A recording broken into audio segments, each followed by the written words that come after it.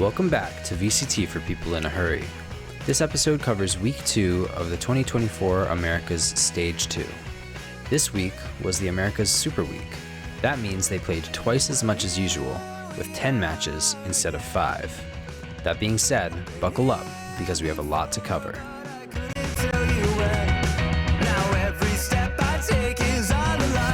The first game of the week was Evil Geniuses versus Furia.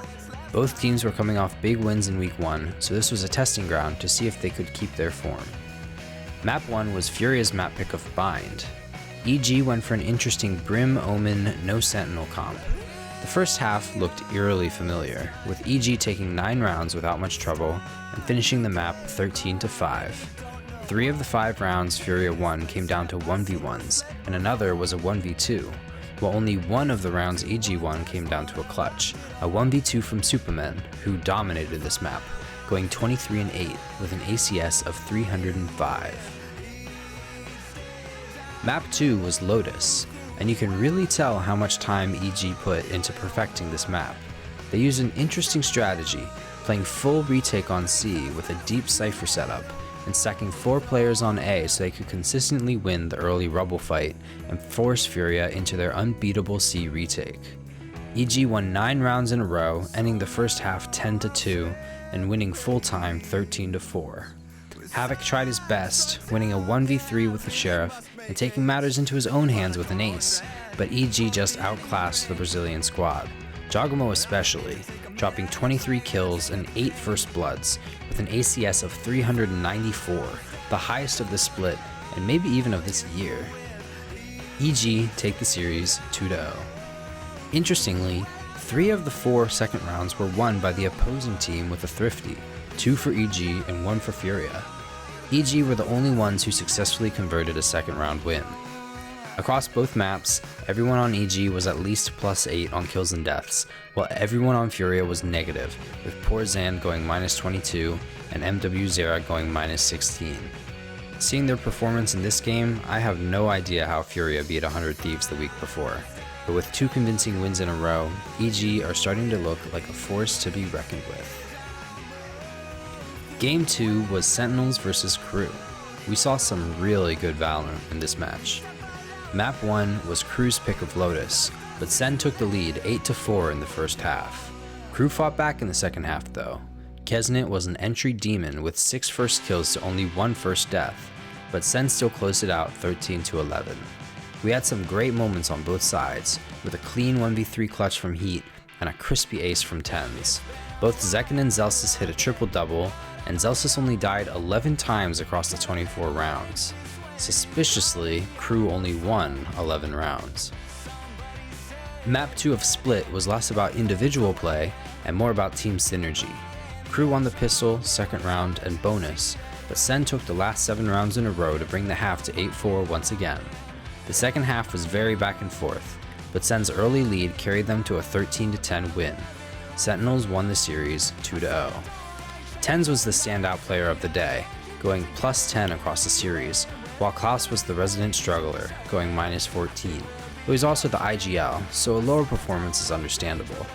Sadly for Klaus, Crew have decided to bench him for the foreseeable future, bringing back MTA, who was benched due to an injury.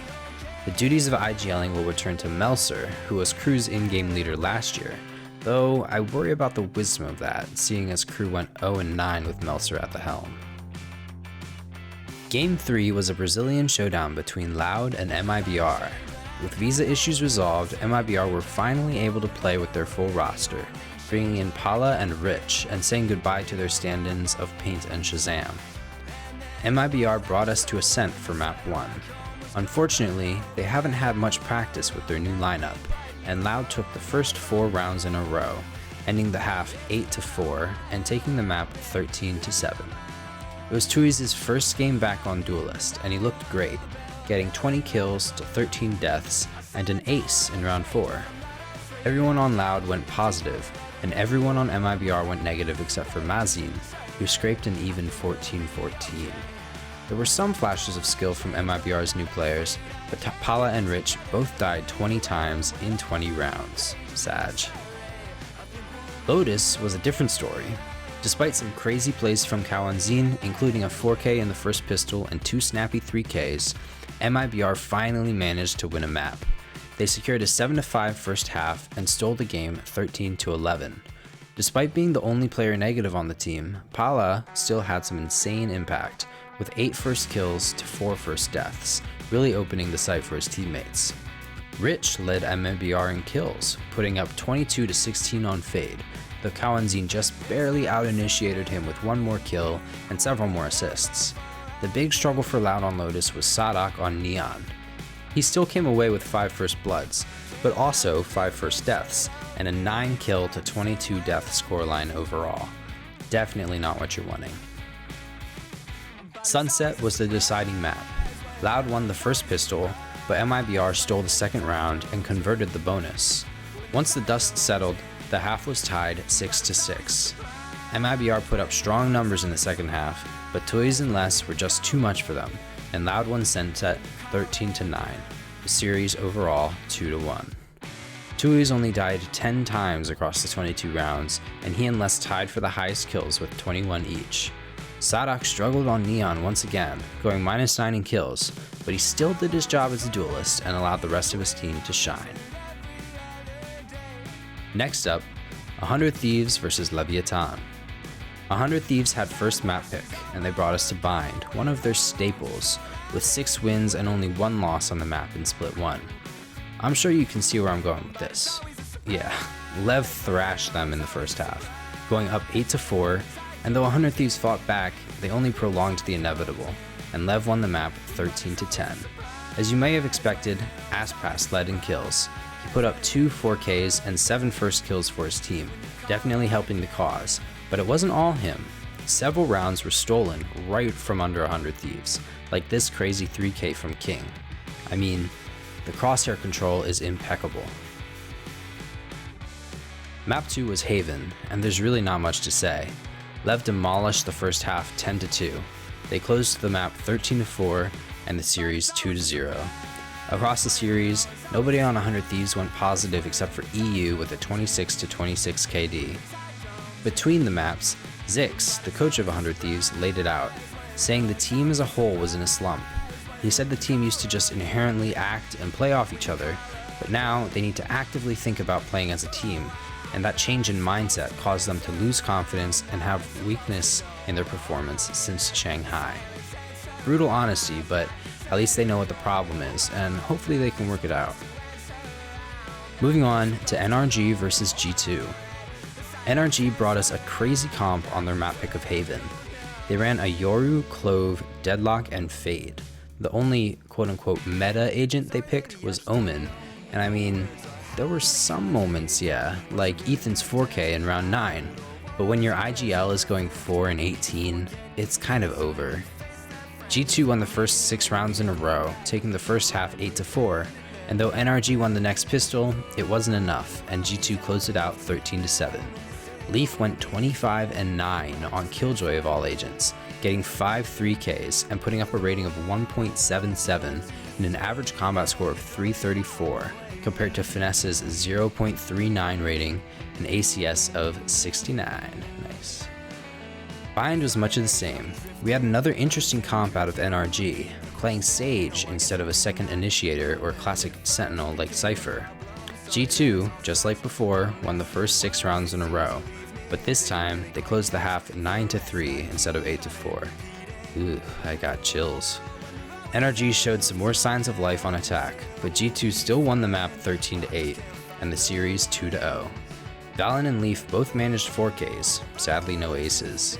Ethan on Sage somehow put up the most kills for the map, with 19, but it wasn't enough to save his squad, with Finesse once again at the bottom at a 9-20 KD, going -25 across the 2 maps. Oof. Okay, halfway through the Super Week. How we feeling? Good? I know my pick'ems are. I'm 5 for 5 so far. Surely my weird obsession with Cloud9 won't bring me down, right? Well, before you find out, I'd love if you subscribed and liked the video. I only just started uploading consistently, and every like and comment helps boost the algorithm to show that I'm worth watching, so thanks in advance. Now on with the video. Game 6 was Sentinels versus Cloud9. Haven was map 1 and C9's pick. They won the pistol, but Sentinels stole round 2 and converted 4 rounds in a row. The last 7 rounds traded back and forth, and Sen came out on top, 7-5. C9 went on to play an abysmal attack half, not even getting a single first blood, and Sen won a flawless defense, taking the map 13-5. C9 were just getting out-aimed, and none of them got more than 10 kills in the map. Split looked at least a little better. C9 kept the first half competitive, tying 6-6. They started the next half strong, winning the pistol and second round, and then absolutely imploding. Sen won 7 rounds in a row and took the map 13-8. Oxy was really struggling this series, with only 6 kills on Split, going -14 over both maps. Conversely, Zekken was frying eggs. He had 19 kills in Haven with 7 first bloods to only 1 first death, and 21 kills on Split with 9 first kills and an ACS of 307. These guys are really heating up, but rip my perfect super weak pick'ems. Game 7 brought us Evil Geniuses versus Leviathan.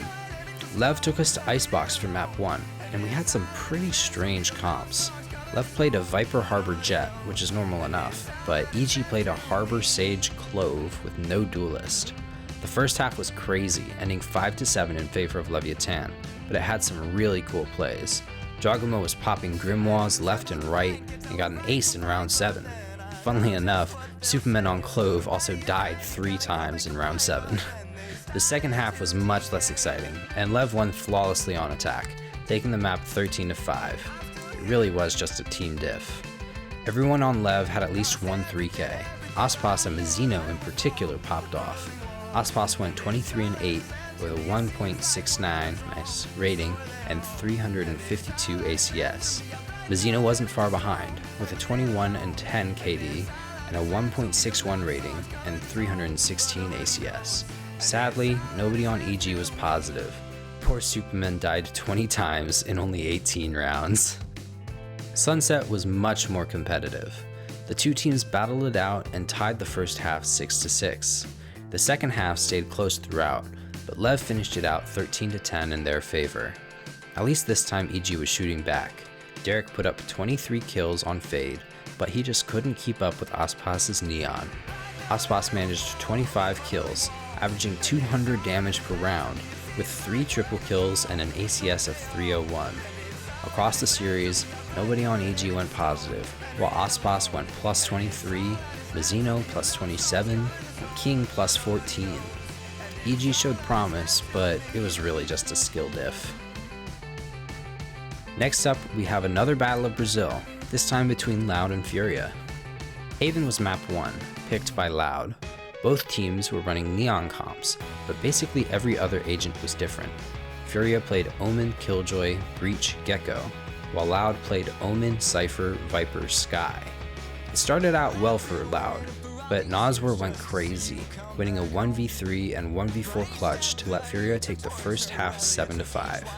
Loud won the second pistol, but Furia stole the second round and 3 more, but then Loud fought back, winning 7 rounds in a row to close the game 13-11. Pancata finally returned to his top form, dropping 28 kills on Viper with a 1.55 rating and 328 ACS, including a 1v4 clutch of his own to respond to Noswer. The only one who could keep up was MW Zera, who managed 25 kills and 299 ACS. It was a close game, but Loud deserved the win. Map 2 was Furia's Icebox. We had a no duelist comp from Loud and a double Sentinel Viper Jet comp from Furia. The first half was back and forth to start, but Furia closed it 7-5 again, with 4 rounds in a row at the end.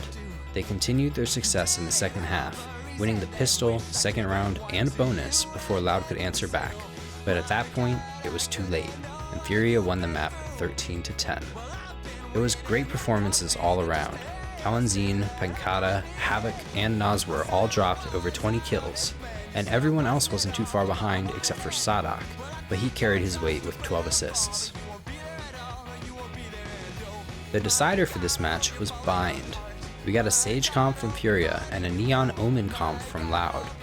Loud won 4 of the first 5 rounds, but then Furia won 6 of the final 7 on the first half, and we again ended 7-5 in Furia's favor. Furia won the second half pistol, but Loud converted their eco round and strung 2 more with it.